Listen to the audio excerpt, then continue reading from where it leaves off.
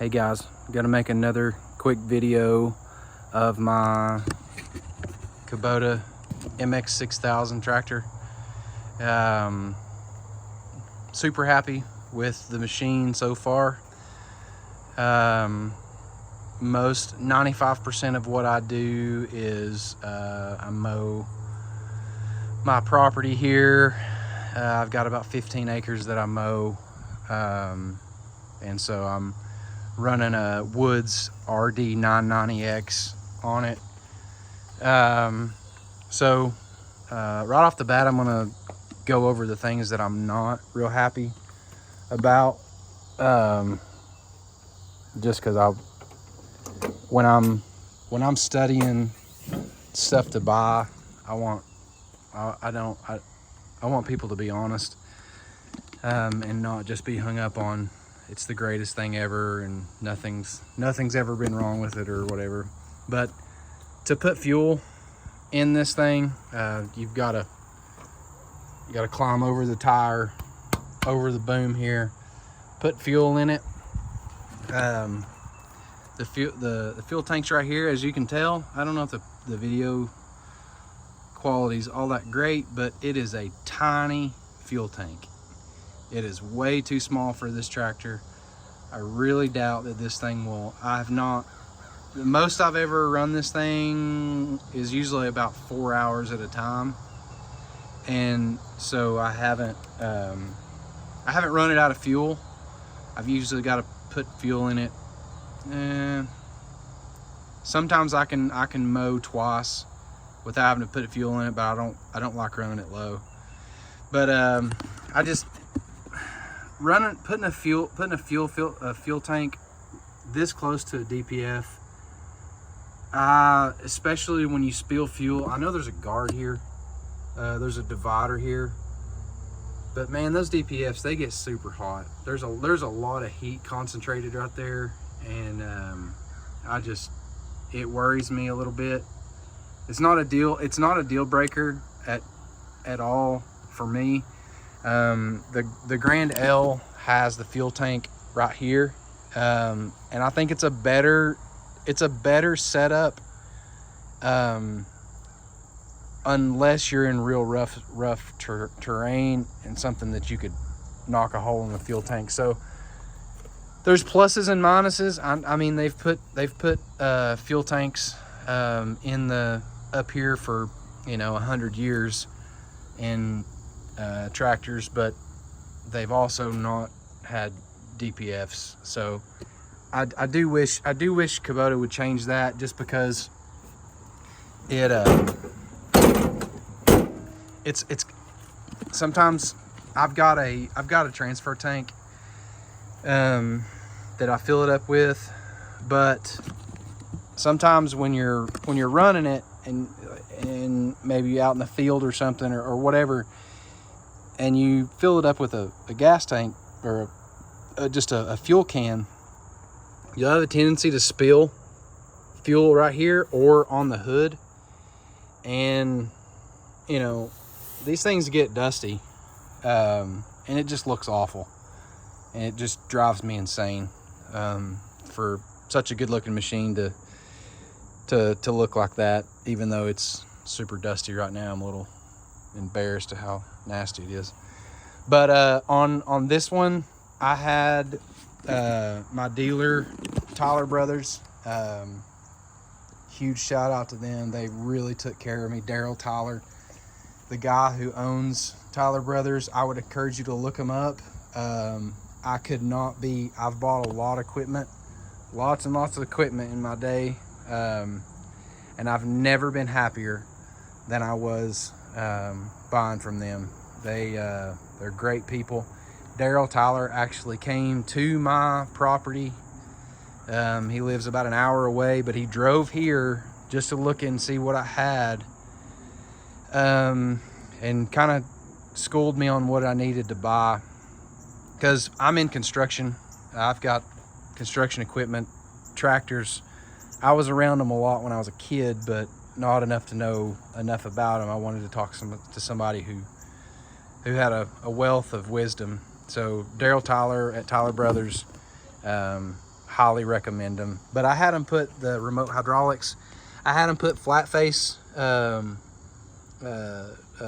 quick connectors on them, just because I can interchange my, a lot of times they'll put the Pioneer connections on them, and I wanted to be able to interchange my skid steer stuff with because I've got the SVL 90, I've got the SVL 75-3, and then I've also got the SCL 1000, and I'm able to use, I've got a concrete mixer, auger,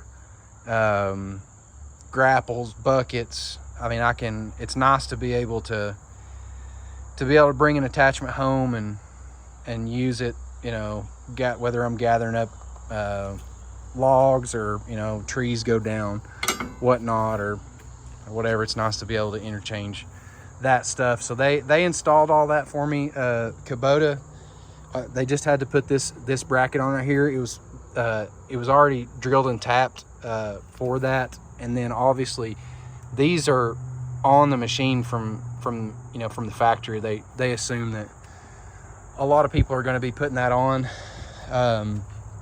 and so it's even got the valve. All that was already on there. They actually, I'm sorry, they had to put the valve. They had to put that valve on there, but the ports are already there. There's some Neil at Messick's has some videos on how to install it. You can do it on your own. It looked pretty simple, but since I was just buying the tractor new, I just had them do it. But they put my mirrors on, armrests, radio, my auxiliary hydraulics. I believe that's all the extras I got. I didn't do remote hydraulics on the rear, just because I don't foresee me needing that. I in the future that may change, but I didn't really see a need in it.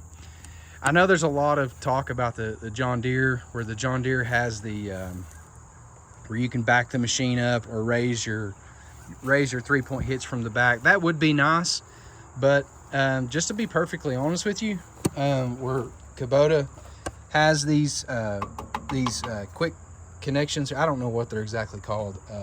I haven't had any trouble. I'm fairly tall and fairly long arms, so I can just open this back window and grab the lever if I need to move it up or down, which I don't really have to that much. So I haven't really had any problems unhooking and hooking it. You know, I can probably unhook it and hook up to something else in less than 10 minutes by myself. It's usually not super, unless it's parked, unless some idiot parks it sideways or something, you know, make it a little harder. But on flat ground, it's fairly easy. Been super happy with this Woods RD990X. I do anything from finish mowing my yard with it to basically bush hogging. I bush hog my field. There's probably 10 acres of that, and it'll be shoulder high. And all I do is just drop my spacers down and go at it. Obviously, just mowing a little slower, but it keeps me, this thing keeps me from having to have a bush hog and a finish mower. So been super happy with it so far. Time will tell how long the blades keep their edge. But entering into the machine, I know a lot of people have a lot of gripes about not having a door handle on the other side. I'm 6'1", 6'2", so there's no way I'm climbing in and out of between that, you know, between height and just, you know, I'm just not doing it. So it really doesn't bother me that much not being able to access it from the other side. Time will tell on that. But yeah, climbing in the climbing in the tractor.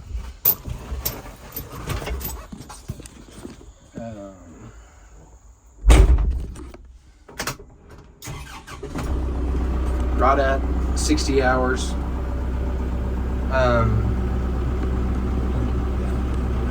Like I said, they put the radio in for me. Heat and air works good. Here's my auxiliary hydraulics. I know the Grand L, your front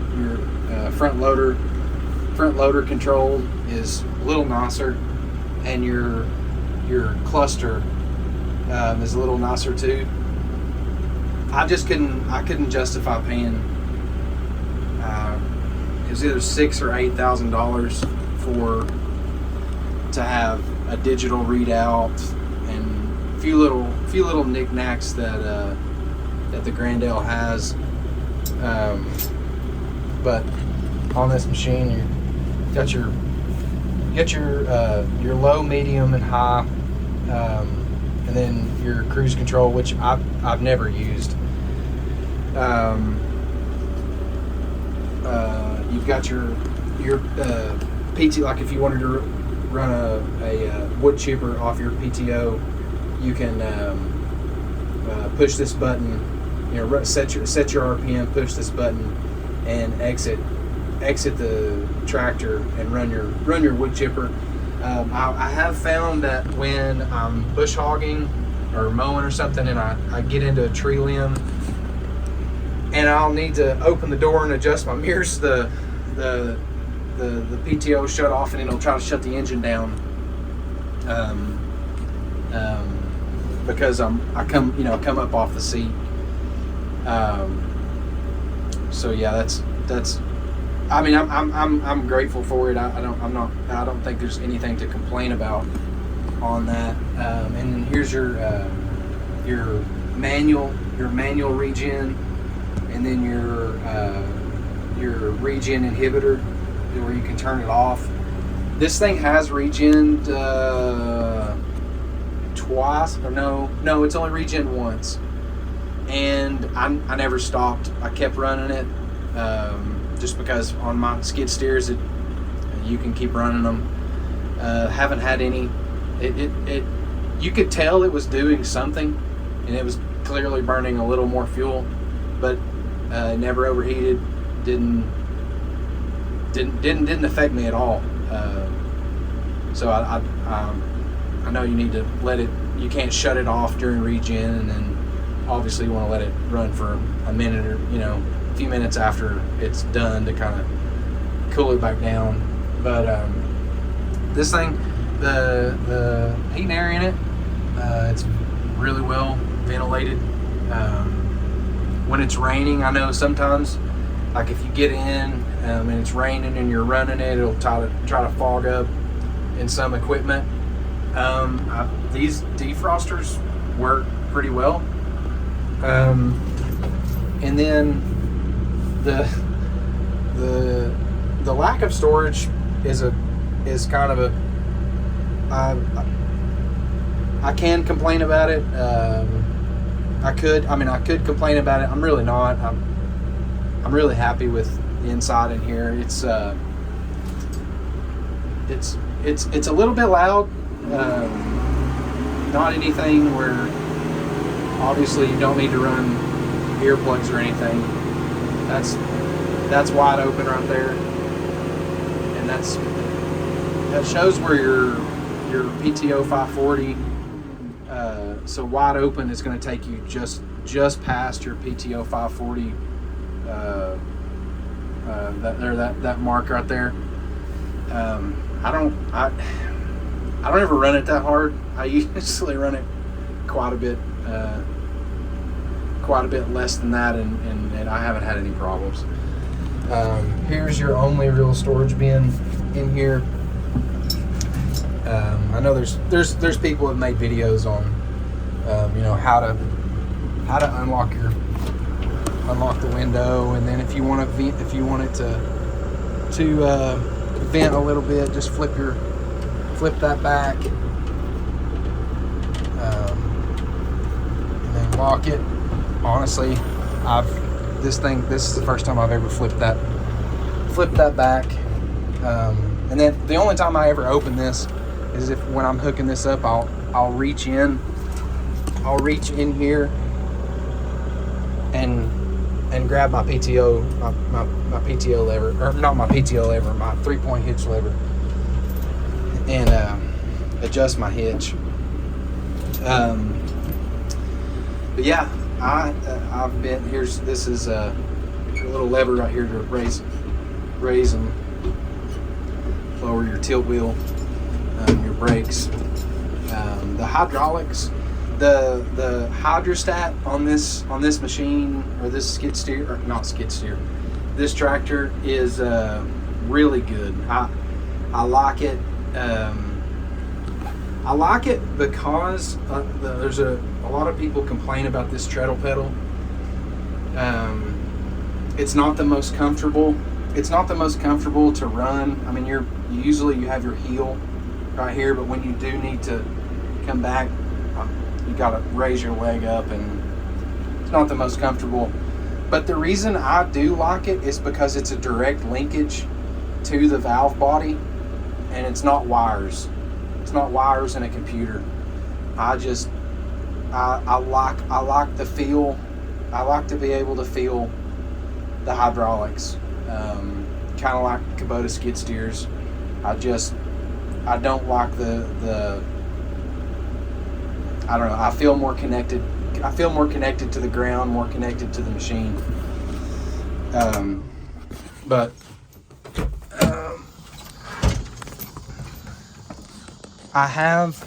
There has been a couple times where I have almost turned it over, just to be perfectly honest with you, I'm running heavy equipment every day, and tractors, you know, if you're looking to buy this thing or one of these, don't think you're gonna do, as far as carrying logs or doing dirt work, you're not gonna do with one of these things, with the tractor, what you're gonna do with the skid steer.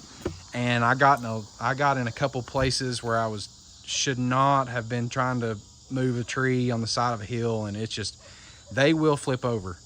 And ever since then, I've been a little bit gun shy on this thing, because I kind of felt like it was getting a little like it could roll, and so I don't want to take any chances. I know they make wheel spacers, and I may look into that. But you know, if you do buy one of these, if you haven't had this size tractor, or you know, something comparable, you know, start slow and then kind of work your way up. Test your where you're at. Where I'm at in East Tennessee, nothing's flat. So yeah. This thing does have the R14T tires instead of the R14, I believe, the backhoe tires. These things, they really hook up.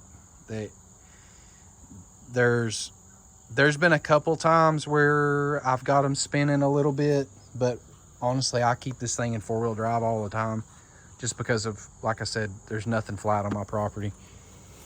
But they hook up really, really well.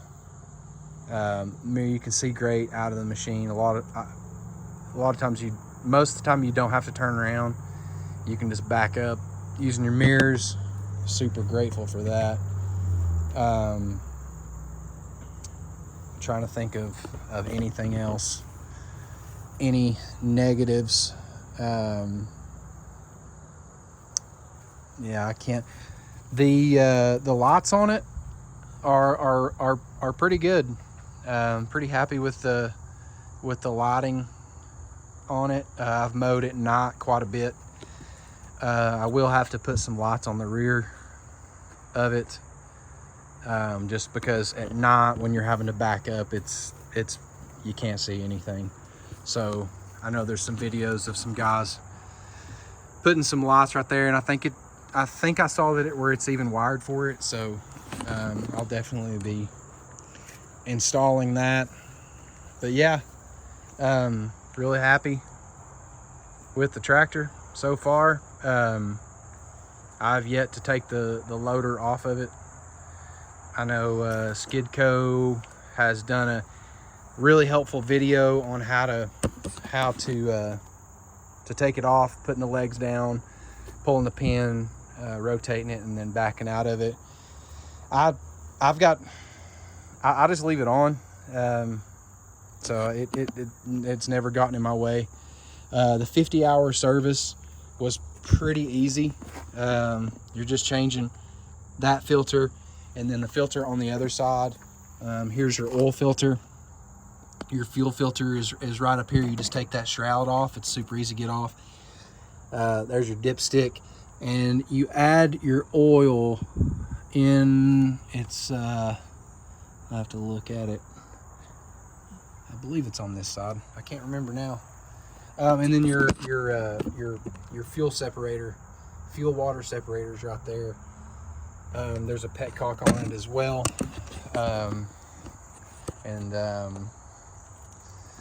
So yeah,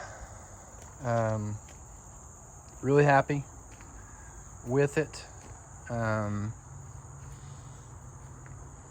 Can't think of really anything else.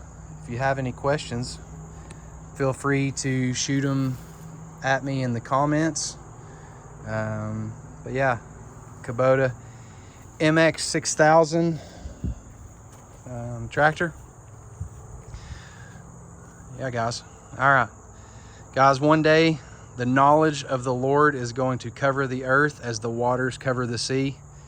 So if you guys are not in a Bible believing church, look up online, find a church that preaches, walks through the Word of God verse by verse, and yeah, get in it, because the cancel culture and the culture is there's a war going on right now, and you want to be on the winning side. All right, guys, have a great day.